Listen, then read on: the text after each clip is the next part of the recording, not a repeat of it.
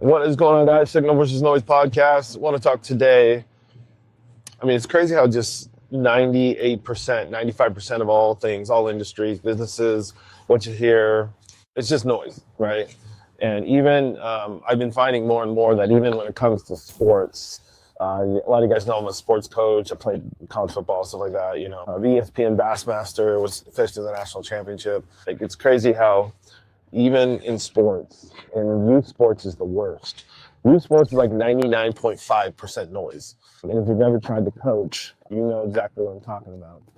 Give an example of, how I was trying to decipher signal versus noise the last few days. So, I got into coaching because my boys wanted to play and I knew football, but now like I'm, decently high demand coach. I've been offered head coaching jobs in high school, been offered an offensive coordinator, been offensive coordinator for 3 years in high school in Texas. Doesn't pay enough and it's not really where I want to go right now, maybe later. Youth, I'm still involved because my kids are there, right? And I coach a high school team too, a high school 7-on-7 team. There's an incident that happened this weekend, and I wanted to bring this up, not to isolate anybody or talk about anybody. I'm not going to bring up any names or anything like that. I want people to understand how to read between the lines, okay? Because that is the key to life and success, is like being in the meeting, but are you in the meeting, right? Being in the family, but are you in the family? Being in the room, but are you really in the room? Like, do you really, hear what's going on? And when you hear what's going on, like when you're catching the signal, that is when you need to respond. And you need to respond with clarity and accuracy. And so it's funny because like when you coach select teams like I do, I mean, there's kids that might pay $3,000, $1,500, $2,500. I mean, and when it's all in, travel and everything, I mean, there's nothing for a parent in Texas to pay $5,000 a year for a kid to play like in a 6-month, off-season select team. That's not even like the main tackle team. That's the kind of team that I'm coaching right now. It's funny because like in the youth side, all these parents they haven't been like the weeds in the grass or the weeds in the wheat have not been like separated yet. So it's like you got them all in youth, and everyone thinks 9 out of 10 parents are just, they're talking and it's all noise because they are literally, everything they're saying is emotion about themselves. It's a reflection of themselves. So they, you know how all parents should think in some way that like your child is a reflection of you. But they think if my child dropped the ball, if my child, didn't play, they take it personal as if it's a reflection on them, as if they're not a good parent, and it has nothing to do with them. They're not in the huddle, they're not involved in the practice, right? They're like on the stand somewhere, they're sitting in a chair somewhere, staying on the sideline. They don't know what's going on. They might ask their kids and stuff, but let's be honest. I mean, there's a reason why legally, like a kid's testimony doesn't stand in court, is because it has been proven time and time again that kids will stretch their truth and just say what they need to in the moment. And that's not because they're liars. It's just because they're kids and they're just, having fun. I want to talk about a specific incident that happened. One parent saw the signal.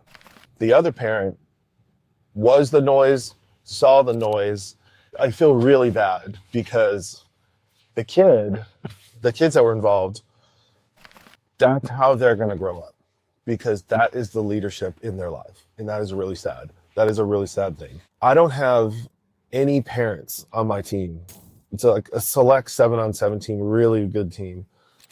I don't have any parents that like every single parent on the team is like, this is no joke. Every parent at some point has told me their kid is the best player on the team.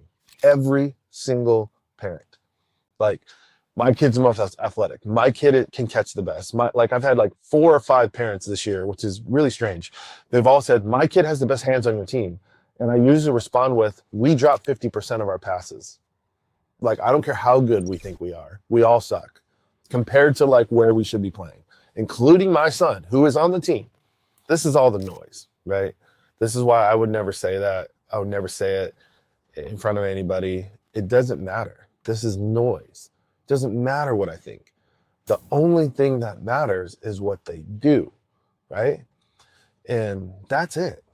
And it's what they do in terms of their abilities. It's what they do in terms of their attitude. And it's what they do in terms of, can they gain the coach's trust? Because they are going out there and representing our brand. They're representing the coach. There was a practice recently and a parent comes up to me and he's like, "Why is my son not practicing? He's a starter on my team. Like we're going through a rotation and we're doing something specific. There's something very specific that we were trying to do to try to like learn what we have and don't have and what our guys can do. And so there's guys like I know what they do. I know what they're good at. Well, he doesn't see it that way. He has no idea. He's not on the field. He's not asking me. He's just taking it personal that it's some type of reflection on him that his son didn't get to practice as much. And I was like, your son is a starter on the team. He is going to be a starter all weekend. And it's like 5 games that we play, he will be a starter. The reason he wasn't in there for the whole practice was because we were doing something specific, which I am not asking you or asking your permission. So I'm the coach. You're not. If you want to coach, go coach a team. I'll see you in the playoffs. We will roll you up, right? Like, and that's why they don't coach as well, is because they know they're going to get schooled. So they can't coach. They don't know how to coach. I'm being a little defensive right now because it just gets annoying. And by the way, this is the noise, right? This is where like anybody can get caught up in the noise. So he asked me this question. He said, "Hey, he's like, well, then why is my kid at practice if he's not going to play?" And I said, "I didn't bring him to practice, dog. You tell me why he's at practice. You're his dad. Why the hell are you asking me? Does he want to play? If he wants to play, then he better be at practice. But you tell me, bro." I'm just like, bro, what are you talking about? I don't know how to say this to you, but whether I knew you or not, whether you ever said anything to me or not, would have zero impact on how much your son plays or not. Because he's done enough already before I ever knew you to be a starter and have like 80% playing time on this team on both offense and defense. And what I'm really saying is all you're doing is talking yourself off a cliff right now, bro. Could the kid do any better? You know what I'm saying? Like, yeah, he could play better on the field, but he's good enough to be a starter on a select team, on a really good select team. I think he realized, like, you know, he's making noise and being emotional for no reason. Then the next day, another parent came up to me and he said, right, so he comes up to me, he's like, "Oh, I'm upset because his son didn't get to play." And dude, it's like, bro, this is team sports, okay? If you want to swing the bat every time, go play golf. You know what I'm saying? Like, go play tennis. Like, you know what I'm saying? Like, there's one ball, bro. Like, I never mind. I try not to. This is where I'm trying to get the signal from the noise, okay? You have to understand as a coach that parents are also advocating for their kids.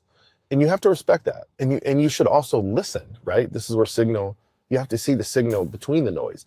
Just because there's noise doesn't mean there's also not signal, right? So this guy that I know very well, and I love his kid. I played a lot with his kid. I've coached his kid a lot. He was upset, but that's okay. Like, you know, and I told him straight up, I said, dude, I told him some things that his kid should work on. He didn't like it. But I'm like, well, buddy, you're asking me what can your kid do to play? I just told you, and you're telling me, oh, I don't know what else you want me to say. Like, do you want me to lie? Like what? So I just brought the signal straight to him. Like, and sometimes, most of the time, people are not ready for that. They want a emotional response. Where I just never get involved in the emotional response. So anyway, but I want to tell you, this dad went. We text later. We got on the same page very quickly. His son came the next day. He was not a starter. Okay. He got in the game for one play. The kid had a great attitude. The kid walked up to me an hour before the game, stood right by me, smiling, happy, doing all the right things, man. And I'm like, that's what I would have told my kid to do. I'm just saying, like, that's how I roll. Like, you can't control the outcome, you can't control the results, but you can control the process. You can control your attitude. You can control how much you compete. I assume he told this kid, like, you just go out there and be on point. And so he was. His kid got in the game one play. I brought him in. And I rotated out a kid that I like a lot. And I rotated him out so this other kid could come in and play because I wanted to give him a chance. And also, I like I said, I know this kid. I've relied on him on other teams, and he's done very well at times. And the first play he's in the game, he gets open. The quarterback throws him the ball. And which, you know, it's hilarious. It's all noise when parents come up to me and they're like, why is my kid not getting the ball? I'm like, dude, do I look like a goddamn quarterback, bro? Like, what are you talking about? Why is your kid not getting the ball? I don't know. Is he open? Does he build a relationship with the quarterback? Does the quarterback know his name? Does he ever high five the quarterback? Or does he just complain when he gets in the huddle? Like, bro, you tell me, bro. This kid that I'm talking about specifically, he didn't do any of that. So he got out there, one play, he runs a ridiculously sick route, gets in the end zone, the ball lobs up to him, and I'm like, bro, he is wide open. He catches it, a ridiculous catch. And I'm like, bro, one play, one score, and I was like so proud of him, man. I like looked over at his dad. Tried to find him, and I was just like, let's go, bro. Like, and it was like, that's how you do it, man. That's like Tom Brady stuff right there, where Tom Brady's like, talking about when he was at Michigan, and he's like, dude, I get 2 reps. And this other guy who's a freshman, he's coming in here getting like 14 reps. How the hell am I supposed to show myself, man? I got 2 reps. He said the only way to be a champion in that moment is you better make your damn 2 reps the best reps of the whole damn game, bro. That is the only attitude you can have, or just quit. I mean, you as a coach, you typically will always play your hot hand, especially if he's scoring. So next play we come on offense. I'm sorry, the next time we throw him the ball, this is no joke, he scores again. 2 for 2. 2 catches, 2 touchdowns off the bench. I'm like, bro, that was ridiculous. This is no joke. 3 times. The 3rd time we throw him the ball, he scores again. We won the game. We played phenomenal. When we got out of that game, of course, like the day before it was one dad, the next day it's another dad, right? Guess who's mad? The kid who came out the game because this other guy came in the game. It's like, did he realize, bro, the guy who came in the game just dominated? Like, did he see the same game? No, my kid didn't play. So my kid didn't get the ball. So we're going to semifinals. This dad takes him and my other starting cornerback and they walk off the field and they leave. They're home. Take their Nintendo and go home. My heart was crushed because of those kids. Seeing those kids walk off like that, and they wanted to play. Like, I could tell they were looking back like, come on, man. And I'm like, bro, we're going as deep as we've ever made a run in the playoffs. And two of my starters are just walking off the field. And the kids wanted to play. And my heart broke for those kids, man. And then I hear later on that the dad was trying to say that, like, this all had to do with race. Like 99% of the time nowadays, look, I grew up in the inner city. I grew up around all minorities. I've seen racism. I've had times where, like, somebody literally told me they were treating me a certain way just because of my race. Hasn't happened a lot, but I have literally had people tell me that, literally.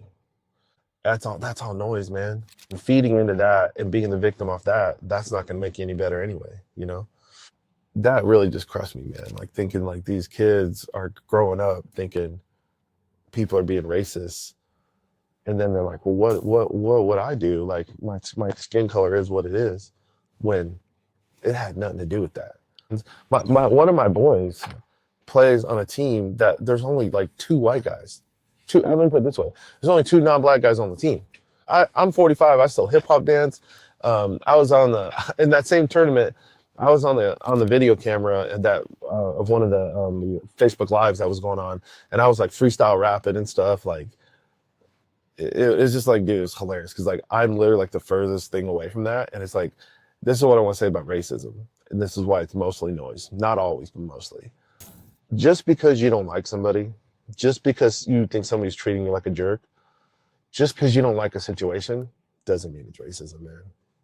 Doesn't mean it's racism. The very fact that people can say, I don't give a crap, I don't like you, what you're doing is wrong, F you, whatever, that is all a part of the Constitution. They can say whatever they want. You can tell a cop, F off, you're not going to jail. It's not against the law. That is not against the law. Now, you can get close, like, be careful what you do and say around a cop. But I'm saying, you have the freedom of speech, right? And just because you don't like a situation, every time something doesn't go your way, every time you don't like, it's just like, why do some people just jump into racism? It's all noise, man. It's all noise. And so instead of responding to that, bringing more noise, right, I brought the team together at the end, and I said, hey, man, and I had them focus on the signal. And I said, look, I want to point out a kid on this team, and it's him. And it's the kid who caught the 3 touchdowns. And I said, he was not a starter I think the first time on any of my teams. He's usually a starter on my teams, but he wasn't. And I said, I know he didn't like it, but he came in here. He doubled down on his focus. He doubled down on his attitude. He doubled down on his preparation. And when he got in the game, he acted like that was the last play he was going to play the rest of his life. He did. And that's why he balled. And that's probably why we won. And I told him, I said, dude, guys, I said, boys, that is what life is all about. That is what your family's going to be about. That's what your business is going to be about. That's what the team is about. That's why I coach, for those moments. And it's funny because as I said that, I looked up and I saw those other two kids walking off with their dad. Some are focused on the signal. Some are all noise.